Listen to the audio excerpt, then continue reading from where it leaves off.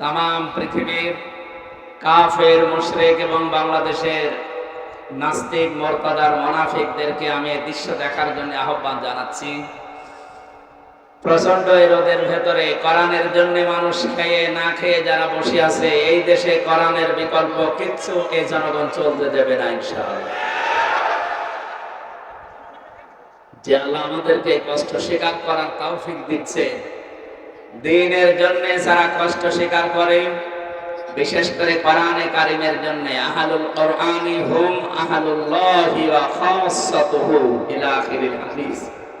ইবনে মাজাহ শরীফের হাদিসে নবীজি বলেন, যারা কোরআনওয়ালা এই মানুষগুলোই আল্লাহওয়ালা। এরা আল্লাহর আহাল এবং পরিবারভুক্ত লোক। আর খাস প্রধানমন্ত্রী যিনি ছিলেন পালিয়ে গেছে, ওনারে প্রধানমন্ত্রী বলা আমার মনে হয় ঠিক হয় না, কারণ উনি তো আর জনগণের ভোটে প্রধানমন্ত্রী না। এই শব্দটাকে আজ বহির্বিশ্বে ওনারা উল্টাপাল্টা করে মানুষকে শোনাতে চাচ্ছে যে আমরা প্রত্যক্ষ ভোটে নির্বাচিত ছিলাম। কিসের নির্বাচিত ছিলেন? আল্লাহ বলেন, হুয়া জিতাবাকুম ওয়া মা জাআলা আলাইকুম ফিদ-দীন মিন হারাজ। তিনি সে আল্লাহ যিনি তোমাদেরকে নির্বাচিত করেন। নাটোরবাসী জবান খুলে বলবেন তো, মানুষ যে নির্বাচিত হয় কিসের মাধ্যমে? নির্বাচনে। কিসে?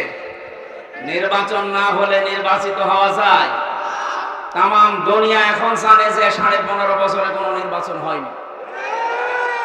ভোটের আগে 154 জন হয়ে যায়, 300-র ভেতরে 151 জন পেলে সরকার গঠন করা যায়, সেখানে 154 জন এমনি হয়ে গেছে। এটা তামাম দুনিয়া দেখেনি। এরপরে ভোট দেখলাম কি দিনে হবে না, ও রাতেই করে ফেলেছে। তার মানে যারা 154 জন এমনিতে ডিক্লেয়ার দেয়, যারা দিনের ভোট রাতে করে ফেলে, তামাম দুনিয়ার মানুষ শোনেন, এগুলো জনগণের প্রত্যক্ষ ভোটে না, চুরির মাধ্যমে। আল্লাহ বলছেন আমি নির্বাচিত করি, আর নির্বাচিত করার পদ্ধতি নির্বাচন। সেই সিস্টেমই যখন আপনারা পাল্টিয়ে ফেলেছেন, আপনারা নির্বাচন চাননি, এই জন্য 15.5 বছর দেননি। আমিরে জামাত ডাক্তার শফিকুর রহমান হাফিজাহুল্লাহ, ওনাকে সাংবাদিক জিজ্ঞাসা করছে আওয়ামী লীগ নির্বাচনে আসবে কিনা। উনি জবাব দিয়েছেন ওনারা আসবে কি করে, কারণ ওনারা তো নির্বাচন চায় না। যে সেটা চায় না তার উপর এটা চাপিয়ে দিলে জুলুম হয়। এবার আপনি ঠেলা টের পান, নিজের ফাঁদে আপনি নিজে মরবেন। কথা বলে না কেন? যেহেতু সিস্টেমটা আল্লাহ রাব্বুল আলামিন কোরআনে কারীমের সূরা হজের 78 নম্বর আয়াতের মাঝে এটা আছে, হুয়া জিতাবাকুম, তিনি তোমাদের নির্বাচিত করেন। এই জন্য যারা এখন দায়িত্বে আছেন অন্তর্বর্তীকালীন সরকারের, আমরা আহ্বান জানাবো দেশ এবং বিদেশি যে চক্রান্তগুলো চলছে এটা থেকে মুক্ত হওয়ার জন্য একটা সম্মানজনক সময় নিয়ে খুব তাড়াতাড়ি নির্বাচনের মাধ্যমে একটা নির্বাচিত সরকারের হাতে দেশটা তুলে দিন। তাহলে এই ষড়যন্ত্রগুলো বন্ধ হয়ে যাবে ইনশাআল্লাহ। আপনারা বাস্তবতা এবং আন্তর্জাতিক বিষয় বোঝেন না, এখানে অনেক নিগূঢ় বিষয় লুকিয়ে আছে। যারা গবেষক, যারা চিন্তা ভাবনা করেন বিশ্ব নিয়ে, তারা টের পাচ্ছে। আহ্বান জানাচ্ছে, এটা শুধু কোরআনের অনুষ্ঠান না, এখান থেকে আমরা সংশোধন হয়ে এবং সংসদের বিষয়গুলো যেটা আছে সংস্কারের, এটা এখান থেকে আমরা জানাবো। কারণ এই পরিবেশ তৈরি করে দিয়েছে যারা সংস্কার করার জন্য। বৈষম্য বিরোধী ছাত্র আন্দোলনে যারা জীবন দিয়েছে, ওনাদের 9 দফার ভেতরে এটা ছিল যে আমরা সংস্কার চাই। কথা বলেন না কেন? বৈষম্যের শিকার হয়েছিলেন আপনাদের নাটোরের এসপি মারুফ হাসান হাফিজাহুল্লাহ। আল্লাহর এই বান্দাকে এই 15 বছর বৈষম্যের শিকার বানিয়ে দূরে রাখা হয়েছিল। আল্লাহ রাব্বুল আলামিন এই আন্দোলনের মাধ্যমে জনগণের হাতে দেশটা তুলে দিয়ে এইরকম মানুষদেরকে আজ জনগণের খাদেম বানাচ্ছে।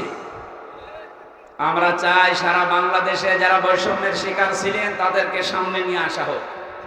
সংস্কার যখন আরম্ভ হয়ে গেছে, আমরা সংস্কার চাই। কথা বলে না কেন?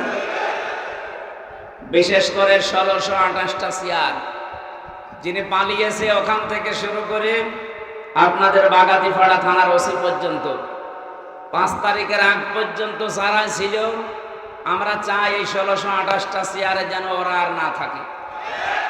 এটা শুধু আমার না, আপনি সমন্বয়ক যারা 152 জন জিজ্ঞাসা করেন, প্রত্যেকের দাবি এইটাই। 1780 জন মানুষ জীবন দিয়ে গেল। 1780 জন মারা যাওয়ার পরেও যদি গণহত্যা না হয়, আমরা কি সবাই মরে গেলে গণহত্যা হইত? অনেকে বলছে না, এরা এখনো শহীদ হয়নি, এরা এমনি এমনি ইয়াংকি মেরে জীবন দিয়েছে। আপনি দেন তো দেখি, আপনি যান, এই যে পুলিশ বসে আছে যারা গুলি চালাতো, এরা না। আপনি যান ওনাদের গুলির সামনে একটু বুকটা পেতে দেন তো, কত বড় ইমান আপনার দেখছি। যান, শহীদ আবু সাইদের জীবনের মায়া ছিল না? কথা বলেন না কেন? জীবনের মায়া ছিল, কিন্তু যখন দেখেছে যে মুক্ত ভাবে চলতে পারি না, কথাও বলতে পারি না, এই জীবন রেখে করবো কি? এই মানবতার পক্ষে থেকে শেষ পর্যন্ত জীবনটা দিয়ে আমাদেরকে একটা স্বাধীন দেশ দিয়ে গেল। একেও যদি আপনার শহীদ মনে না হয়, তা কি ও আবার কবর থেকে উঠে এসে বলবে যে এই দেখো আমি শহীদ হচ্ছি? এগুলো আর একটা ক্যান্সার। আমার কথা সাফ, কি হবে আগে পরে ওগুলো আমি ভাবি না, বাস্তবতার সামনে যেটা আসে ওইটাই বলছি। আমরা সত্যি চাচ্ছি এদেশে 1628টা চেয়ারে সব যেন হাত খোলা থাকে আবু সাইদের মতো। এতদিন হাত বাঁধা ছিল, এই জন্য ওনাদের ইচ্ছা থাকলেও করতে পারে না।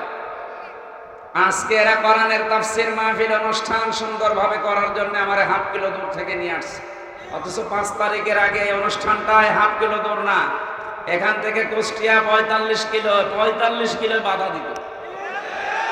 দোষ ওনাদের উপরে যারা ছিল ভাই জালেমদের।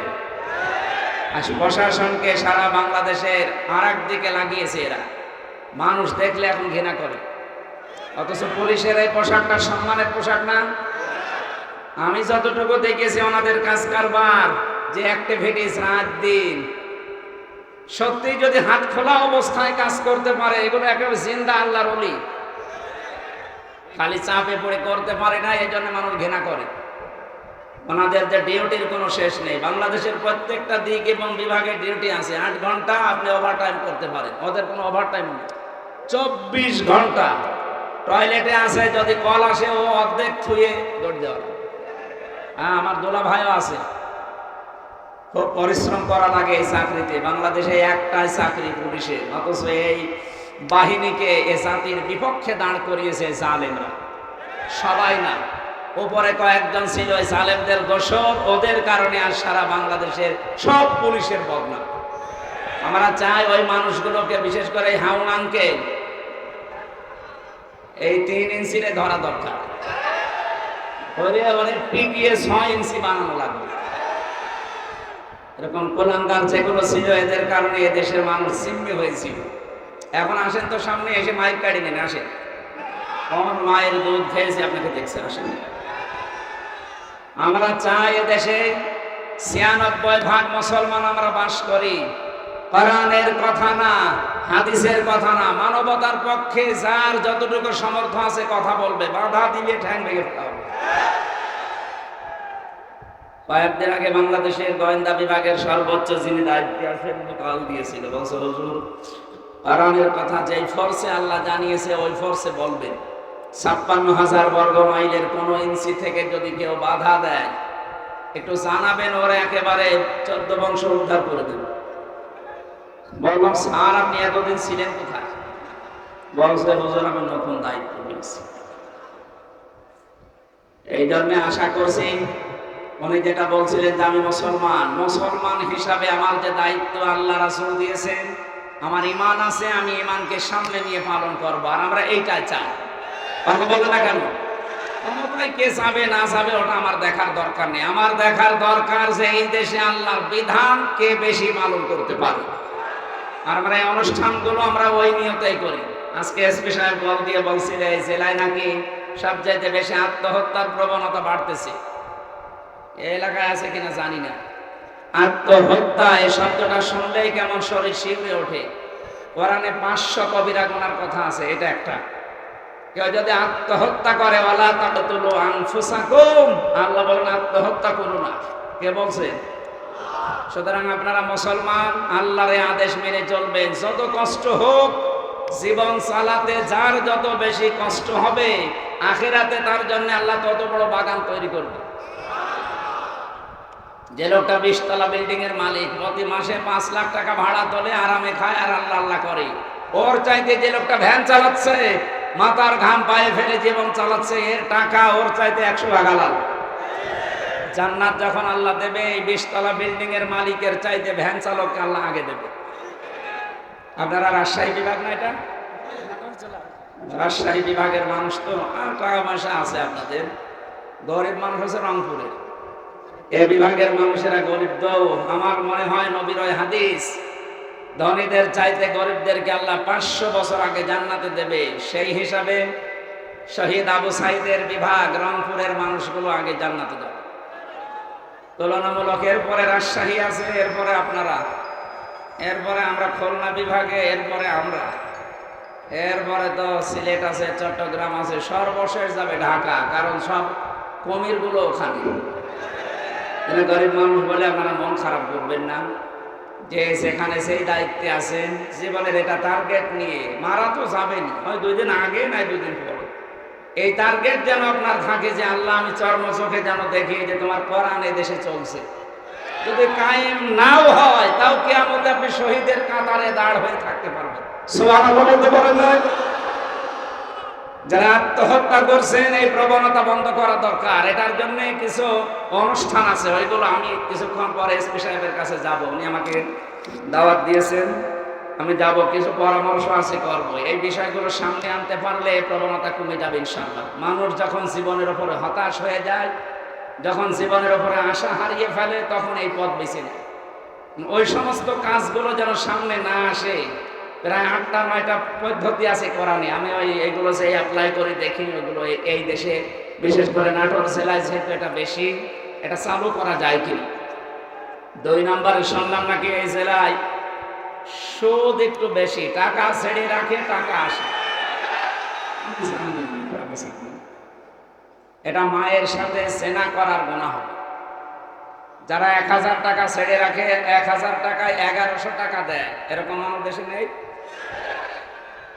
এই সুদের সাথে জড়িত আছেন কারা? হাত তোলেন তো ভাই, অসুবিধা নেই, ক্যামেরা সব আমার দিকে। ও, আমার মনে হয় এসপি সাহেব এই তথ্যটা উনি ভুল দিয়েছে, এই এলাকায় এখন এগুলো আসেনি। আলহামদুলিল্লাহ, এগুলোর সাথে জড়িত হওয়া যাবে না। না খেয়ে আপনি মারা যান, জান্নাত পাবেন। সুদ খেয়ে মারা গেলে মায়ের সাথে জেনা করার গুনাহ নিয়ে কিয়ামতে ওঠা লাগবে। আপনার কপালে লেখা থাকবে যে এই লোকটা মায়ের সাথে জেনা করেছে। বলেন তো নাউজুবিল্লাহ। ন্যূনতম সরিষার দানা পরিমাণ ঈমান যার আছে, সে কি এই কাজে লিপ্ত হতে পারে? আশা করছি আপনারা যদি কেউ থাকেন, ছেড়ে দেবেন। আমরা যারা শোনাচ্ছিলাম, দল মত নির্বিশেষে কোরআনের অনুষ্ঠানে যারা আমরা এসেছি, আবার বলেন আলহামদুলিল্লাহ। দরুদ আর সালাম পাঠ করে আমরা আলোচনায় যাচ্ছি। আজকের বিষয় জান্নাত প্রস্তুত কাদের জন্য? জান্নাত এটা প্রস্তুত করা আছে, কিন্তু কাদের জন্য আল্লাহ এটা প্রস্তুত করে রাখলেন সেটা কোরআন দিয়ে আজকে সম্ভব। তাফসীর মাহফিল লিখে দিয়েছেন, সূরা আলে ইমরান 134-35 দুইটা আয়াত পড়েছি। আমার যতটুকু জ্ঞান আছে সামারাইজ করে নিয়ে এসে অন্তত যতক্ষণ সময় চালানো যায়। এই কিছু লাগবে ভাই, কিচ্ছু লাগবে, জান জান জান, কেউ নড়াচড়া করবে। আল্লাহ পাক বলেন মুত্তাকিল মুত্তাকিন, আমি জান্নাত প্রস্তুত করে রেখেছি, বানিয়ে রেখেছি, তৈরি করে রেখেছি মুত্তাকিদের জন্য। এখন মুত্তাকি কারা? আমাদের দেশে আমরা মনে হয় মুত্তাকি তাদের মনে করি যাদের এত বড় জুব্বা আছে, পাগড়ি মাথায় আছে, হাতে তসবিহ আছে, শুধু ঘন ঘন পান খায়। কথা বলে না কেন? না, মুত্তাকি হচ্ছে ওই লোকটা, যে লোকটা আল্লাহর নিষিদ্ধ কাজ জানে যে এটা নিষিদ্ধ, শুধু ছেড়ে দিয়েছে, এর নাম মুত্তাকি না। কেউ যদি ঘৃণা করে ছেড়ে দেয়, সে মুত্তাকি। আল্লাহর নিষিদ্ধ কাজ ওই দুইটা, আত্মহত্যা করা আর সুদ খাওয়া। এক কথা বলে না কেন? এই দুইটা কাজ শুধু ছেড়ে দেবেন না, আজকে থেকে পায়খানার মতো ঘৃণা করে ছেড়ে দেবেন, এ মাহফিল তাহলে সাকসেস হবে। আর এই জন্য এলাকার মানুষের এত টাকা পয়সা খরচ করে আপনাদের ডাক দিয়েছে, নাকি লোক দেখানোর জন্য। সুতরাং আশা করছি এই দুইটা গোনা এলাকায় যেহেতু বেশি, আপনারা একটু মুক্ত হওয়ার চেষ্টা করেন। আল্লাহ রাব্বুল আলামিন বলেন, আল্লাযীনা ইউনফিকুনা ফিস সাররাই ওয়াদ দাররাই ওয়াল কাযিমিনাল গায়যা ওয়াল আফিনা আনিন নাস। এই পৃথিবীতে যে মানুষগুলো সুখে হোক দুঃখে হোক, সচ্ছল অসচ্ছল অবস্থায়, যে অবস্থায় থাকুক না কেন, এরা খরচ করতে থাকে। অনেক মানুষ মনে করে টাকা পয়সার মালিক আগে হয়নি, তখন আমি দান সাদকা করব। আপনি যদি সালমান এফ রহমান, যেটা বাংলাদেশের ভেতরে সবচাইতে বড় চোরের তালিকায়, তার নাম 2 নম্বরে আছে। 1 নম্বরে ইসলামী ব্যাংকের সাথে জড়িত ছিল এস আলম, এইটা ও ৭৫,০০০ কোটি টাকা মেরে ফেলেছে, আর এ মেরেছে ৩৬,০০০ কোটি। এ দেশ চালাতে যা লাগে 3 ভাগের 2 ভাগই এরা 2জন নিয়েছে, আর আমরা সব এই দেশে ভাড়াটিয়া। কোরআনে কারিমের নির্দেশ যদি আমার মনে হয় দেশে চালু থাকতো, এই 2 জনের হাত থাকার কথা না। গতকালকে 300 এমপি এবং 14 জন নির্বাচন কমিশনার যারা এখনো বেঁচে আছে, এই 3 ট্রাম্পের, এদের সম্পদের হিসাব চাওয়া হচ্ছে। আমার মনে হয় প্রত্যেকেই ধরা খাবে। এক কথা বলে না কেন? মিশা দেখেছি প্রত্যেকে ধরা খাবে। সেদিন গিয়েছিলাম এই যে বড়গোনা, পটুয়াখালী, ওখানকার একজন মারা গেছে এমপি। ওর কত বিঘা জমি ছিল? 5.5 বিঘা না কত, 3 বছর 15 বছর আগে। এই 15 বছরের ভেতরে 800 কত বিঘা জমির মালিক সব আল্লাহ জিবরাইলের মাধ্যমে রাতের বেলা দিয়ে গেছে। একটা মানুষ যদি সারা জীবন টাকা উপায় করতেই থাকে, 850-60 বিঘা জমি কেনা সম্ভব? কি এমন কি আলাউদ্দিনের চেরাগ পেল 15 বছরে 5 বিঘা থেকে এত বেড়ে গেল? মানে এই সিস্টেমটা ঠিক নেই, এই জন্যই তো এই দেশটা উপরে ওঠে না। আমরা ইনসাফ এবং ন্যায় সত্য এটা যদি কায়েম করে দিতে পারি, সম্পদ যা আছে, মানুষ যা আছে, এইগুলোই সম্পদে পরিণত হয়ে যাবে। খালি সুষ্ঠু বন্টনের দরকার। আর এটার জন্য এই যে আল্লাহর আইন চাই, সব লোকের শাসন চাই যারা বলে, না, শব্দটা ঠিক হয়নি। আল্লাহর আইন চাই, সৎ লোকের শাসন হলে হবে না, সৎ এবং যোগ্য হওয়া লাগবে। এদেশে বহু মানুষ সৎ ছিল, আমরা দেখেছি। এই দরবেশের মতো মানুষ আমরা মনে করতাম না যে আজরাইল জিবরাইল মনে হয় জান্নাত থেকে নেমে এসেছে, অথচ লোকটা যোগ্য ছিল না। সৎ তো মনে করতাম উপরে উপরে, এ তো যোগ্য ছিল না। যোগ্যতা অর্জন করা লাগবে সতের পাশাপাশি। যেন আল্লাহর আইন চাই, সৎ এবং যোগ্য লোকের শাসন চাই, তাহলে দেশটা আবার দাঁড়িয়ে যাবে ইনশাআল্লাহ। আমরা যারা মনে করছি টাকা পয়সা কামাই করে নেই, তারপরে না, আপনি ওই পর্যন্ত যে কামাই করে টাকা পয়সা দিলে যা হতো, এই অসচ্ছল অবস্থায় যদি 5 টাকা দেন, ওই সময় 5 কোটি টাকা দেওয়ার সমান হবে। এই জন্য যে অবস্থায় থাকি, জান্নাত আমাদের জন্য প্রস্তুত করবেন। 1 নম্বরে গুণ অর্জন করা লাগবে, যেখানে যে অবস্থায় আছে, সচ্ছল অসচ্ছল, যতটুকু সামর্থ্য আছে খরচ করা, দিনের জন্য, মানবতার জন্য, গরিব দুঃখীর জন্য। এখানে একটা মাসলা বের হয়, যারা খরচ করে টাকা পয়সা, অর্থ সম্পদ, এগুলো খরচ করার ক্ষেত্রে হিসাব করা লাগবে যে আমি এগুলো করছি কি এখান থেকে বরিশালে যে, কুমিল্লায় যে, চট্টগ্রাম যে, না আমার বাড়ির আশপাশ দিয়ে। এজন্য দান করা, সাদকা করার নিয়ম হচ্ছে নিজের নিকট আত্মীয় থেকে শুরু করা। নিজের ভাইয়ের ছেলে লেখাপড়া করছে, বই কিনতে পারে না, ফর্ম ফিল আপ করার টাকা নেই, ও বরিশালে যে পীরের দরবারে একটা গরু দিয়ে আসছে। কিয়ামত পর্যন্ত আপনার ওই গরু কবুল হবে না, আগে আপনার ভাইয়ের ছেলেকে দেখেন। কথা বলে দেখেন। এই যে রক্তের সম্পর্ক যেটা, এটা যারা দূরে করে দেয়, দূরে ঠেলে দেয়, খোঁজ রাখে না, তাদের মনের ভেতরে হাজারো ভয় আল্লাহ নিজে তৈরি করে দেয়। নবীজি এসে বলেছিলেন যে প্রথমে সাম্মিলুনি, আমাকে ঢেকে দাও, আমি ভয় পেয়েছি। হযরতে খাদিজা তার স্ত্রী বলেছিলেন, ইন্নাকা লা তাসিলুর রাহমা রিহমা বা রহিমা, হে নবী, হে আমার স্বামী, আপনি ভয় পাবেন না, কারণ আপনি রক্তের সম্পর্ক ঠিক রাখেন। এই হাদিস থেকে প্রমাণ হয় যারা রক্তের সম্পর্ক দুনিয়া অটুট রাখবে, ঠিক রাখবে, তাদের মনের ভেতর থেকে আল্লাহ ভয় দূর করে দেবে। অথচ সেখানে বহু আল্লাহওয়ালা মানুষ বসে আছে, আমরা নামাজ পড়ি, রোজা রাখি, হজ করে এসেছি, নিজের নিকট আত্মীয় স্বজনের সাথে সম্পর্ক ভালো না। কথা বলে ঠিক কিনা? নিজের আপন ভাই, আপন বোন, নিজের চাচা চাচি, ফুফু, মা বাবা, এর চাইতে আপন আর আপনার কাছে কেউ আছে? এই আপন জনগুলোর সাথে সম্পর্ক অধিকাংশ পরিবারে খারাপ। আমি যতগুলো কারণ পেয়েছি তার এক নাম্বার কারণ হচ্ছে অধিকাংশ বাড়ির পুত্রবধূ বউদের কারণে স্বামী তার রক্তের সম্পর্ক নষ্ট করে ফেলে। এটাকে বেশি বললাম? এক কথা বলে না কারণ আমরা জামাই, আমি সহ যত জামাই এখানে বসে আছে, এতে কোরআন শরীফ আমার সামনে, আল্লাহর কসম, আমরা জামাইরা যেভাবে শ্বশুর শাশুড়িকে মনে করি, যেভাবে শ্রদ্ধা করি, সম্মান করি, তাদেরকে দেখি, ওই নজরে যদি আমার বউগুলো আমাদের মা বাবা, আমার বোন ভাইকে দেখতো, এই দেশে কোনো পুরুষ আলাদা হতো না। আপনি শ্বশুর শাশুড়ির জন্য হাজারও করেন, অসুবিধা নেই, বউ খুব খুশি। একটু যদি নিজের মা বাবা, আপন বোন, আপন ভাইয়ের জন্য সামর্থ্য অনুযায়ী খরচ করতে চান, তখন দেখবেন আল্লাহ এই মানুষ মনে করছে পাওয়া যায় না। আমার মন এত ছোট কেন? আপনি তো আরো স্বামীকে অভয় দেবেন, বারবার স্বামীকে বলবেন, স্বামী যা করো করো, দুনিয়া আখেরাত যা হয়ে যাক, সম্পর্কগুলো একটু ঠিক রাখার চেষ্টা করো। কারণ নবীজি জানিয়েছেন, কোন স্ত্রী যদি চায় আমার স্বামী আরো বেশি দিন বেঁচে থাক, আমার স্বামীর সম্পদ সম্মান আরো বেড়ে যাক, সে যেন বারবার তার স্বামীকে তাকিদ দেয়, স্বামী যা করবা করবা, কিন্তু সম্পর্ক ঠিক রাখো। রক্তের কিসের? এটা আরো নষ্ট করে এরা।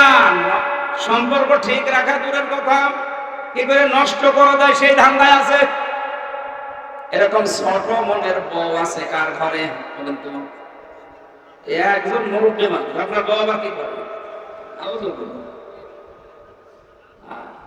না না, আমি হাসির খোরাকি দেই। এটা মুরব্বী মানুষ, আমার দাদার বয়সী, ওর বউ যদি এই করে, এখানে যুবক মানুষের বউকে আল্লাহর অনেক রাখবে। সম্মানিত মা বোনেরা, কোন স্বামী হাত তোলেনি, কয়েকটা কারণ আছে। আমার মনে হয় এই এলাকার মহিলারা খুব ডেঞ্জার, বাড়ি গেলে ভাত বন্ধ করে দিতে পারে, এই ভয়ে হাত তুলছে। আরে মুরব্বীর বউ আছে কি নেই, হাত তুলে বসে আছে। স্ত্রী হিসাবে ভয় পাবেন না, কোন জিন ভূত পরী আপনাকে ভয় দেখাতে পারে না, কারণ আপনি রক্তের সম্পর্ক ঠিক রাখেন। আপনি ভয় পাবেন কেন? এই হাদিস থেকে প্রমাণ হয় যারা রক্তের সম্পর্কগুলো অটুট রাখে, ঠিক রাখে, তাদের মনের ভয় আল্লাহ দূর করে দেয়। সুবহানাল্লাহ বলতে পারেন না? আমরা আজকে থেকে আমি সহ যারা এখানে এসেছি শুনছি, এটা মেনে চলার তৌফিক কামনা করছি, আল্লাহ দান করেন। সুতরাং যে অবস্থায় থাকেন, খরচের এই হাত বাড়ান। যত খরচ করবেন তত আল্লাহ বাড়িয়ে দেবে, কারণ সম্পদ বাড়ানোর মালিককে। আপনার কোনোদিন ধারণাও নেই যে এই জায়গা থেকে টাকা আসতে পারে, যেহেতু সম্পদের মালিক আসলে আল্লাহ, উনি বলছে খরচ করো, আমি বাড়িয়ে দেব। এই যে নদীর পানি, আপনি দেখেন কোন জিনিস এক জায়গায় রাখবেন তো নষ্ট হয়ে যাবে। এক জায়গায় পানি যদি কেউ জমাট বেঁধে রাখে, পচন ধরে, পোকামাকড় তৈরি হয়, দুর্গন্ধ হয়। কথা বলে না কেন? লোহা লাকড় এক জায়গায় রাখেন, জং ধরে মরিচা পড়ে নষ্ট হয়ে যাবে। টাকা পয়সা এক জায়গায় রাখলে নষ্ট হয়, তার মানে মানুষের শত্রু তৈরি হয়।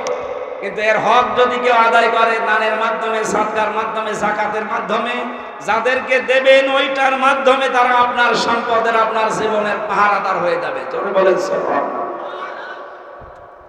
আমরা যদি চাই আমাদের জন্য আল্লাহ জান্নাত প্রস্তুত করে রাখুক, যে অবস্থায় আছে, ধনী আছে, গরিব আছে, সচ্ছল অসচ্ছল, যতটুকু পারেন 2 টাকা দেন, তাও ভালো। খরচ করার হাত তৈরি করেন। হযরতে বেলালকে একবার জিজ্ঞাসা করেছিলেন নবীজি, আনফিক ইয়া বেলাল, খরচ করো।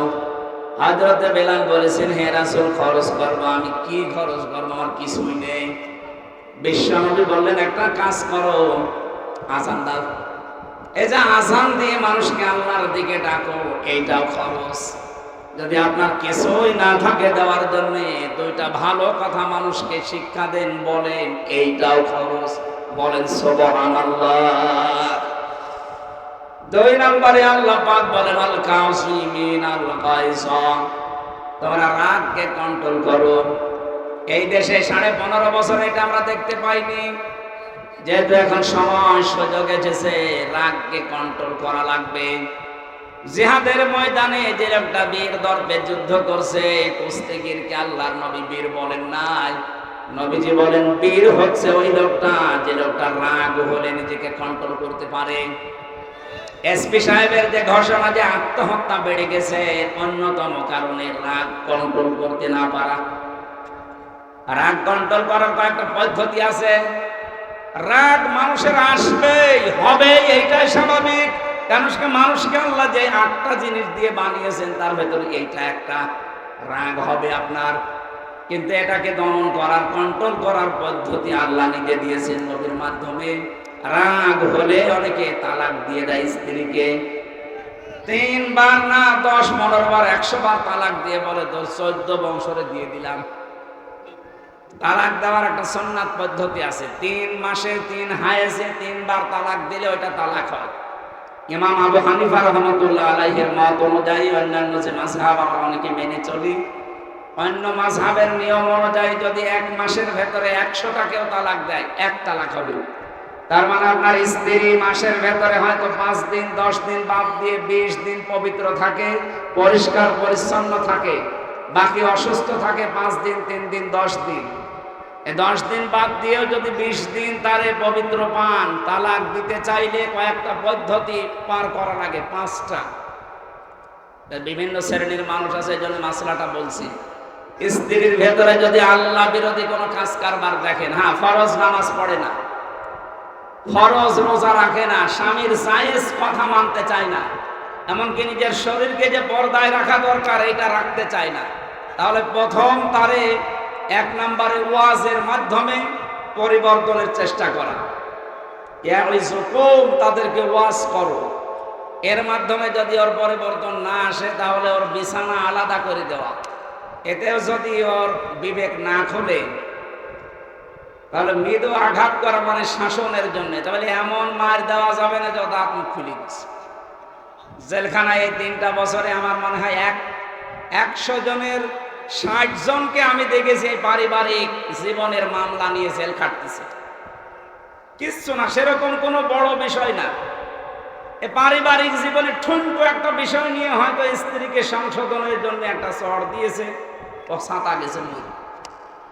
এখন যিনি জল্লাদের দায়িত্বে আছে কেন্দ্রীয় কারাগারে, ইলিয়াস, আগে ছিল শাহজাহান জল্লাদ, এখন ইলিয়াসের দায়িত্বে এসেছে। এই লোকটার মামলা আমার মাঝে মাঝে আসতো আমার কাছে, ফাঁসির এই কন্টেন্ট ছেলে বলছে, হামজা ভাই, আমি 17 বছর ছিলাম সৌদি আরবে, এসে বিয়ে করলাম।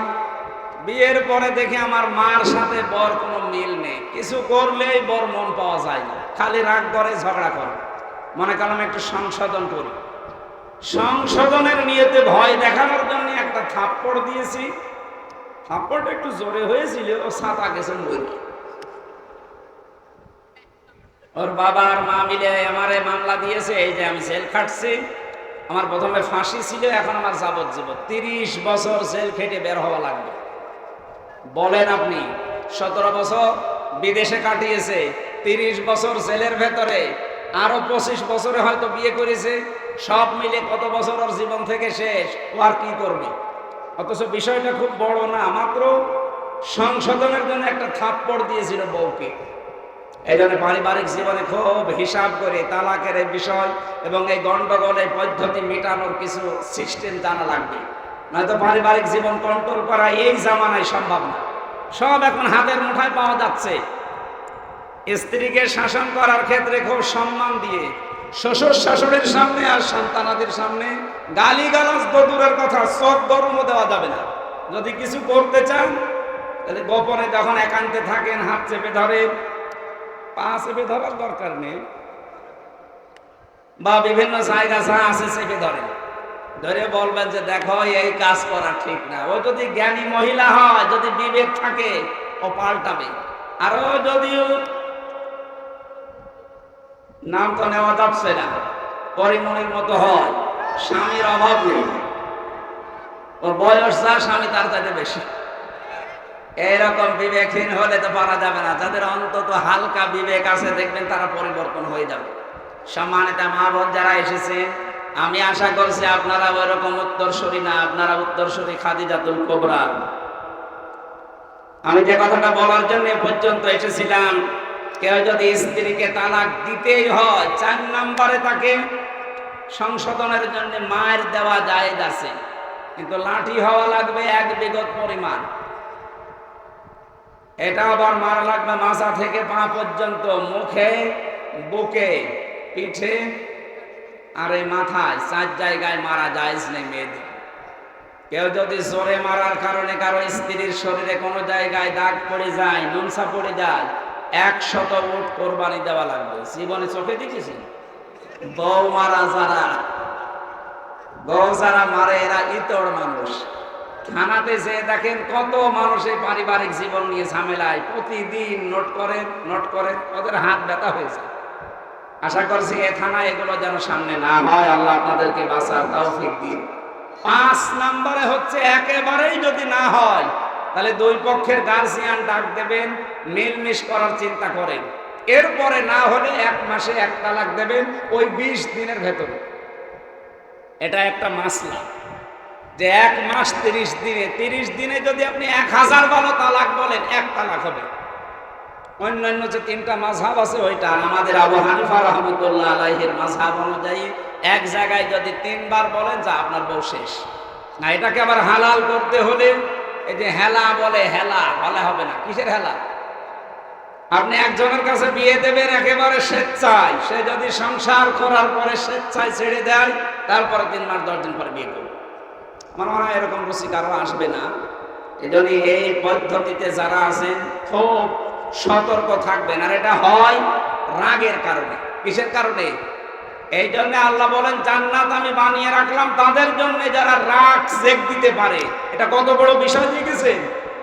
রাগ সেক দিতে পারলে 1000 বিপদ থেকে বেঁচে থাকা যায়।